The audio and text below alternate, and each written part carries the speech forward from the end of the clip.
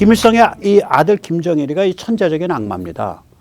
어느 정도 천재적인 악마냐? 저는 사실 이 1968년에 그 푸에블레오 납치 사건, 그 다음에 1968년에 김신조 침투, 1968년에 울진 삼척, 이거 다 김정일이가 직접 지휘했을 거라고 봅니다. 김일성은 벌써 배가 너무 부르고 기름기가 너무 흘러서 저런 살벌한 짓 안 해요. 그래도 정일이쯤 되니까 저 짓을 저지른 거예요. 굉장히 살벌하고 천재적인 악마거든요. 이 김정일이는요, 김정일은 아주 제가 보면 참 안타깝게 생각해요. 저 사람이 예를 들어서 한국의 뭐 중견기업의 아들로 태어났다. 그러면 저 사람이 그 아버지로부터 물려받은 기업을, 부모로부터 물려받은 기업을 삼성만큼 키울 수 있는 사람이에요. 엄청난 지능과 재능을 가진 사람인데 태어나길 악마의 집안에서 태어난 데다가 이게 계모가 뭐 8살 때부터 계모가 들어왔잖아. 그래서 어렸을 때부터 내가 제거당할 거다. 잘못하면 아버지가 나를 버릴지 모른다. 이 불안감 속에서 단련된 사람이에요. 악마로서 단련이 된 거죠. 그러니까 천재적 악마가 된 거죠. 그렇게 60년대가 딱 들어서면 그러니까 저것도 안 가잖아. 김일성 대학 나왔잖아. 유학도 안 갔잖아요. 그러니까 전쟁 고아 출신 북한 엘리트들이 같은 김일성 대학 나온 애들이 전부 얘를 두목으로 여기는 거라. 그 세대 전체가 위아래로. 그러니까 60년대 딱 이 상태에서 중국 쪽으로 시그널 보내면서 아버지는 소련 쪽이니까 자기는 중국 쪽으로 시그널 보내면서 중국의 문역 딱 터지니까 그 조직 체계 그대로 옮겨와요. 그게 뭐냐면 혁명소조입니다. 그래서 당과 정보기관을 바닥부터 장악해 오기 시작해. 60년대 그러니까 문역은 66년이지만 60년대 그 무렵부터 순식간에 장악해요. 3, 4년 사이에. 이미 왜 그러냐면 이미 다 그 네트워크를 갖고 있었기 때문에. 그러고 나서 딱 칼을 뽑죠. 이미 소련과 중국이 틀어졌다고 생각을 되니까 판단을 한 거예요. 소련과 중국이 틀어지면 자기들은 중간에서 충분히 줄타기 할 수 있다. 칼을 뽑아가지고 누굴 치냐. 계모의 오빠이자 김일성의 평생 동지였던 무소비르의 2인자였던 김광협을 김일성 유일사상 체제를 어겼다. 그래가지고 숙청해버려요. 물론 계모를 통해서만 자기 외삼촌이라고, 자기 아버지의 평생 동지고, 김광협을. 그래서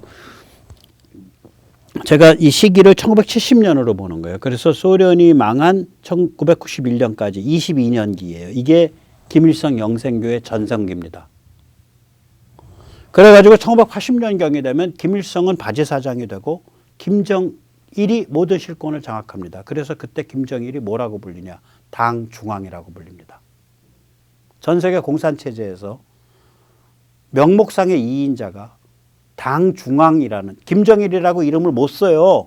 노동신문에서 당 중앙이 말하기를, 당 중앙이 밝히기를, 그게 김정일을 가리키는 거예요.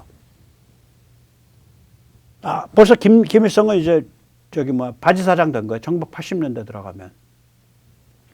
그때 그거를 했던 그 부대가 이름이 뭐냐면 당 조직부예요. 당 조직부. 지금 당 조직부 부부장이죠. 김여정이가. 예. 그게 이제 무소불위의 권력기관입니다. 이제 김일성 유일사상 체제, 다른 말로 이 주체사상을 그때 이제 확립시키는 거예요. 1970년 김광협 숙청으로.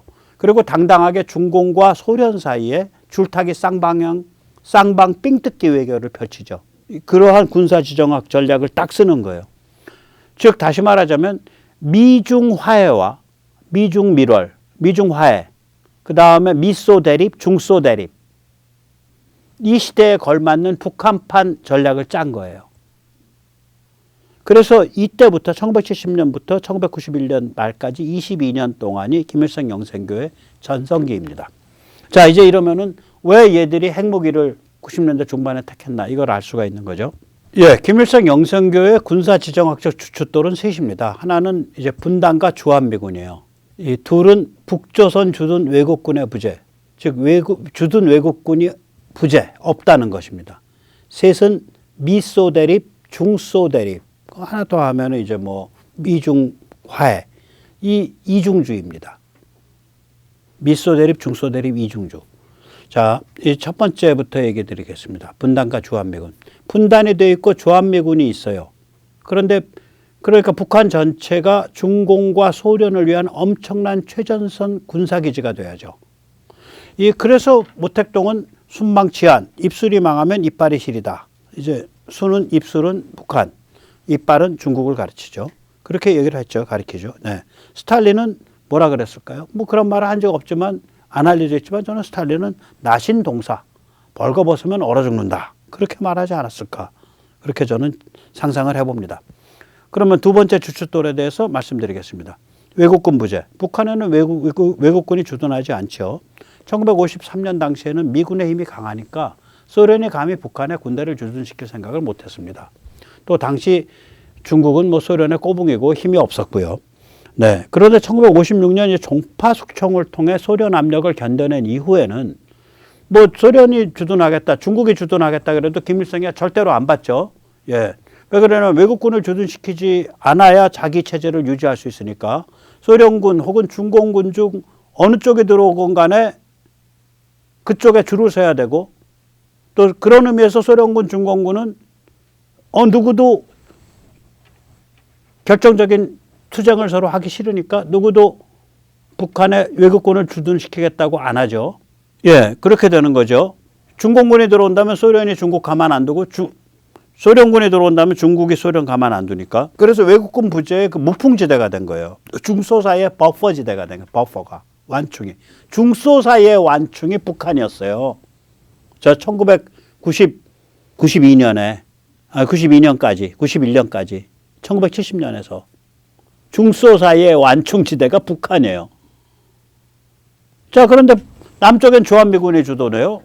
그러면 북한 전체 군사기지가 돼야지. 그럼 누군가 두목을 맡아가지고 그걸 군사기지로 잘 강력하게 키워야지. 결론은 뭐죠? 일성이 네가 해라 이렇게 되는 거죠. 그 무지하게 센 거예요. 자, 기승전 김일성이가 되는 거예요. 그 다음에 이제 세 번째 주춧돌입니다. 네, 미소 대립, 중소 대립, 이중주입니다. 이거 정말 대박이에요. 미중소 사이에서 캐스팅 보트 잡는 거 아닙니까? 북한이 소련으로 기울면 말하자면 중국과 미국이 개피 보죠. 북한이 중국으로 기울면 소련이 개피 봐요. 이 구도 미중소 사이에, 중소 사이도 아니야. 미중소 사이에 딱 그 캐스팅 보트를 잡는 거예요. 이 구도니까 이거 완전 논하는 장사라. 그래서 이 구도가 이어지는 한 김일성 영생교는 영원히 이어지는 거죠. 어떤 나라도 김일성 영생교 체제를 건드리지 못하죠. 어느 정도 깡다구가 좋아지냐. 1976년에 판문점 JSA 지역에서 이쪽 그 남쪽 관할 지역 안에 미루나무가 서 있는데 그 가지가 자꾸 저 북쪽을 이제 그럴라 그래. 그러니까 이제 미군에서 이제 말한 거야. 야, 우리 저 미루나무 배로 들어간다. 그러니까 북한에서 야, 이 신성한 한반도에 있는 나무를 니들 양키가 마음대로 못 빼 임마. 그러니까 또 미군에서 그래 알았어. 야, 가지만 좀 칠게. 아무 말도 없어. 우리 가지 치는 것도 반대해. 그런데 가지 치러 들어갔어. 그러니까 한 8, 9명 이쪽에선 들어갔는데 한 20명 북한 그 무술 군인들이 튀어나와가지고 미군 장교를, 그 작업을 인솔한 미군 장교를 도끼로 찍어 죽였어요. 그게 판문점 도끼 만행 사건입니다. 1976년. 미국이요? 보복하는 척 했지만 아무 보복 없었어요. 아무 보복이 없었어요. 끽소리도 못했어요. 그 정도로 기세등등했다니까요. 이 1970년에서 1992년 사이를 정확하게 보여주는 91년 사이를 사건이 저 1976년 판문점 미루나무 도끼 만행 사건입니다. 저게 왜 그러냐면 그냥 중소 사이의 버퍼존일 뿐, 버퍼존, 그러니까 완충지대일 뿐만이 아니라 미국, 중국, 소련 이 복잡한 삼각관계에서 가운데 균형점에 서 있던 거예요. 논하는 거죠. 저게 주체 사상입니다. 주체 사상은 군사 지정학이에요. 숨은 뜻이. 미중소 셋 사이에 가운데 선다 이 소리예요. 저게. 그러니까 주한미군 있어야 된다는 얘기가 저게 그냥 나온 소리가 아니에요. 김정은이가 그 폼페오 만났을 때 한 소리가. 저 집안 내력을 보면 저 계산이 보통 계산을 짱구 돌리는 집안이 아니에요. 저 집안이. 예.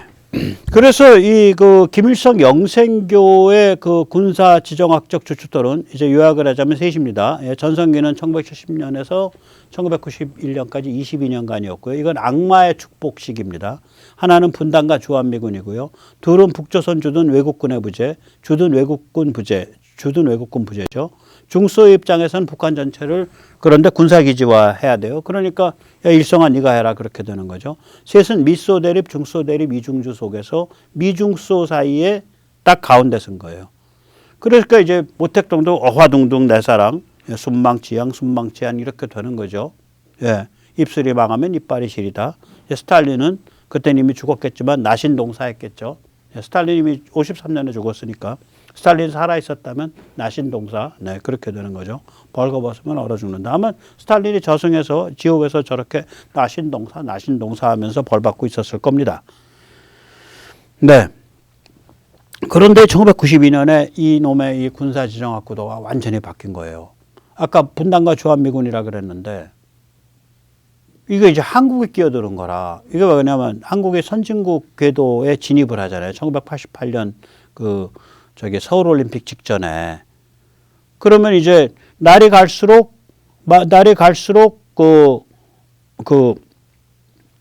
이제 한국이 강해지니까 시간이 갈수록 이제 북한은 불리해지는 거죠. 거기다 한국이 1996년 12월 12일에는 세계에서 29번째로 정식 OECD 국가까지 갔어요. 저거 억지로 보낸다고 개판치다가 YS 아재가 개판치다가 IMF 간 거죠. 네.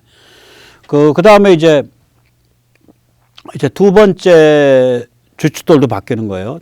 이게 북조선 주둔 외국군의 부재, 주둔 외국군, 그러니까 중국도 북한의 군대를 못 넣고 소련도 북한의 군대를 못 넣는 상태였는데 이게 중국과 소련이 서로 완충지대였단 말이에요. 중소 사이에. 소련이 없어지니까 이게 완충지대가 의미가 없어져. 어차피 중국에 이제 줄 서야 되는 상황이야. 어차피 중국에 줄을 서야 되는 상황이 되는 거예요. 그런데 자기 독립성은 가져야 돼. 중국과 악마의 거래를 해야 되는 거예요. 이게 핵심입니다.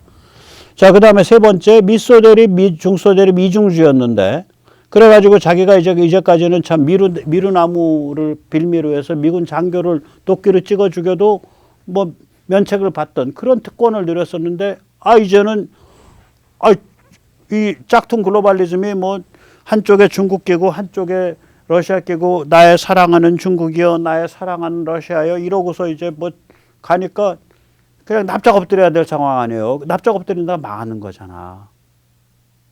저 체제는 사교 체제니까 납작 엎드릴 수가 없는 체제예요. 대가리를 쳐들고 앙앙불락을 해야 돼. 뭔가를 찢어야 돼. 그러니까 이제 이거 뭔가를 해야 되는 그런 상황이 된 거죠. 네.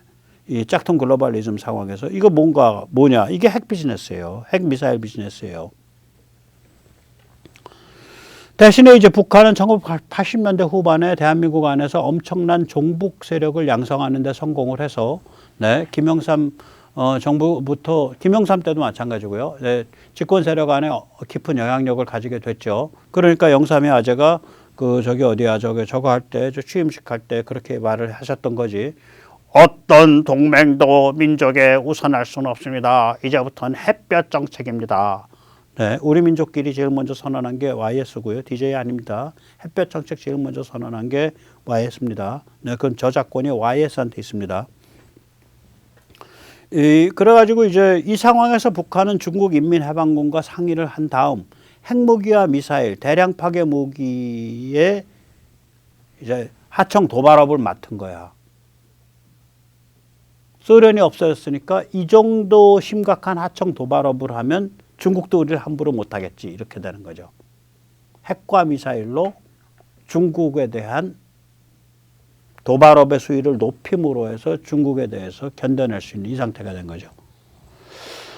자, 이걸 들고 있으면 미국도 중국도 김일성 영생교를 못 건드린다. 이건 너무 심각한 도발이니까 이 게임을 뛴 거예요. 자, 그러면 중국은 왜 그런 걸 도발업을 왜 맡겼냐. 첫째, 세 가지 이유가 있습니다. 이거 굉장히 중요합니다. 네, 어차피 중국은 북한을 직영식 민지로 운영을 못합니다. 두 가지 이유가 있습니다. 네, 직영식 민지로 운영하는 순간 그 얘기는 뭐냐? 김일성 영생교가 날아간다는 뜻이고, 김일성 영생교가 날아가는 순간 북한 주민의 눈높이는 남한에 맞춰져서 엄청난 저항이 일어납니다. 그거 감당 못합니다. 두 번째는 직영식 민지를 한다는 얘기는 미국과 중국 사이의 암묵적인 그 양해 사항을 어기는 거가 돼요. 군사 지정학적인 심각한 도발입니다.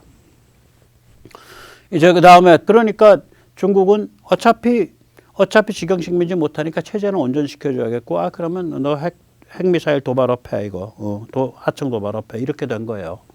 두 번째는 뭐냐면 북한을 도발 하청업체 도발 그 별동대로 육성을 하면 그 중국이 북한을 통해서 시범 도발을 할 수 있어요. 아까 시험 도발. 그 러시아의 경우 시험 도발이 뭐였냐면 2008년 조지아 침공이었거든요. 제가 보기에 중국이 북한을 시켜서 했던 시험 도발이 뭐냐면은 이제 시험 도발을 중국이 처음 못하죠. 1990년대 못합니다. 힘이 없어요. 2000년대 들으면서 중국 힘이 확 세져가지고 이제 베이징 하계올림픽 2008년 그거 거치면서 2008년 베이징 하계올림픽 때 올림픽 조직위원장이 시진핑입니다. 이미 최고 실세가 된 거예요. 그때 후진타오 안에서. 예. 그래가지고 이제 그 시진핑이는 조금 이따 어떤 성격의 사람인지 말씀을 드릴게요. 그러면서 2010년이 되면은 세계에서 무역 규모가 제일 큰 나라가 됩니다. 2010년이 되면 세계에서 자동차를 제일 많이 소비하는 나라가 됩니다. 중국이. 그러니까 이제 간이 부어요. 그러니까 북한의 이 핵실험, 그러니까 지금까지 6차인데 2차에서 6차까지 5번이 전부 이 시기에 해당해요. 중국이 힘잡았던 시기에. 이게 뭔가를 의미를 생각을 해보세요. 그 다음에 예를 들면 요 시기가 천안함과 연평도 도발 시기예요. 2010년. 중국이 힘을 발휘한 시기입니다. 2010년이. 그러니까 이게 도발 대행업이라니까요. 100% 도발 대행업이에요, 이거.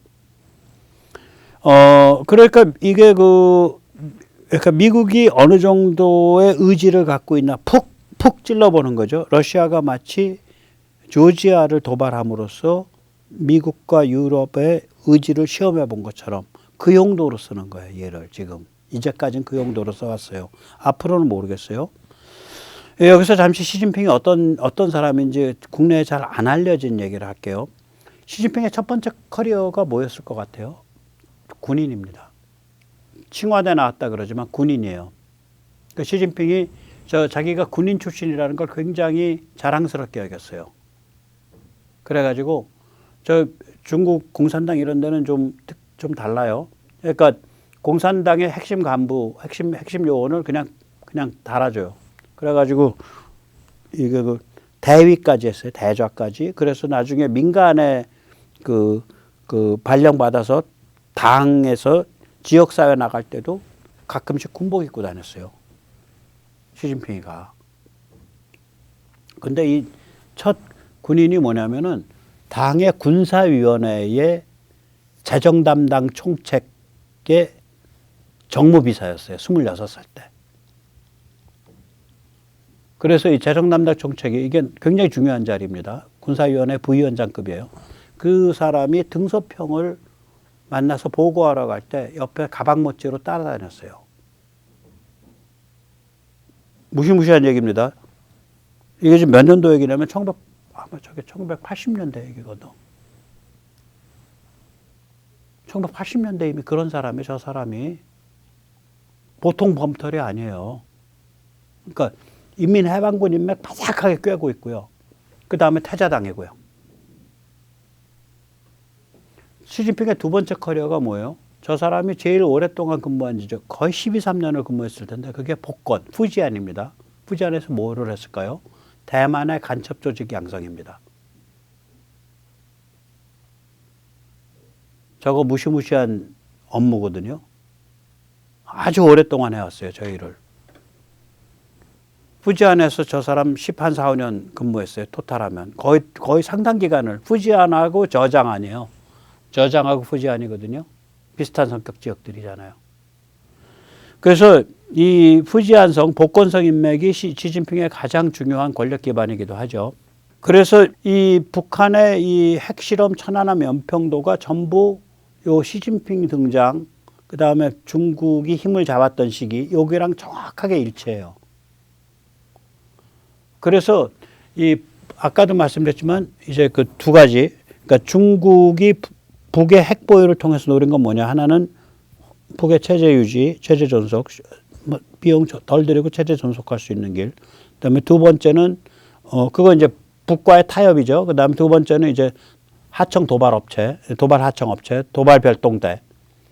그다음에 세 번째가 이게 뭐냐면 이게 중요한데, 자, 북이 핵과 미사일로 계속 남쪽 대한민국을 협박하면, 대한민국 사람들을 겁질리게 하면, 이 사람을 겁질려서 제어하는 거에 대해서는 거의 예술적 경제에 달통한 자들입니다. 그 사회 심리, 정치 심리의 변화 과정은.